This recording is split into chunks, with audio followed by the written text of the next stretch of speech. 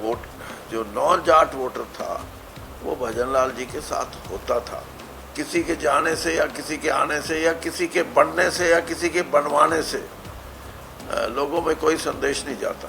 जैसे आपने पूछा कुलदीप बिश्नोई के आने से बीजेपी में या कांग्रेस छोड़ने से कोई बड़ा फेरबदल मुझे न। सर, जिस तरह से कुलदीप बिश्नोई ने कल बीजेपी के नेताओं से मुलाकात की, कांग्रेस से लगभग सभी पोस्टों से हटा दिया है, क्या देखते हैं बीजेपी को फायदा होगा या कांग्रेस को घाटा इस चीज का रहेगा?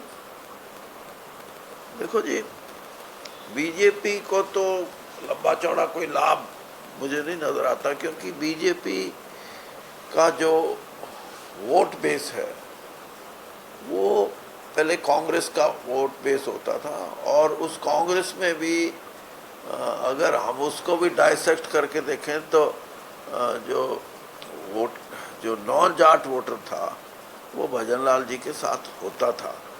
लेकिन अब क्योंकि बीजेपी ने वो सारा वोट बैंक बीजेपी की तरफ आ गया, तो बीजेपी को तो कोई ज़्यादा उसमें लाभ होने वाला नहीं है। कांग्रेस का ये है कि कांग्रेस नेता विशेष के छोड़ने से या उसके वहाँ रहने से कोई लंबा चौड़ा लाभ नहीं हो सकता। कांग्रेस को तो अपने आप को उठाना होगा और एक ऐसे स्तर तक लेके जाना होगा जहाँ वो अपने पुराने जो उसके सिंपैथाइजर थे, शुभ चिंतक थे, उनको अपनी तरफ खींच सके। और ये प्रयास पिछले कई सालों में हुआ नहीं। सही बात तो ये है। मैं तो ये कहूँगा कि किसी के जाने से या किसी के आने से या किसी के बनने से या किसी के बनवाने से लोगों में कोई संदेश नहीं जाता।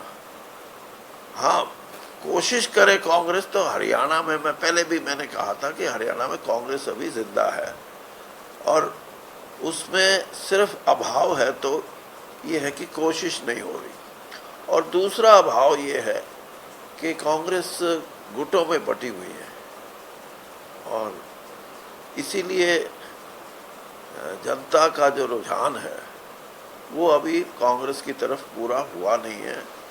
हाँ, अपनी गुटबाजी खत्म कर दें तो शायद कांग्रेस को कुछ बल मिल सकता है इस परिस्थिति में।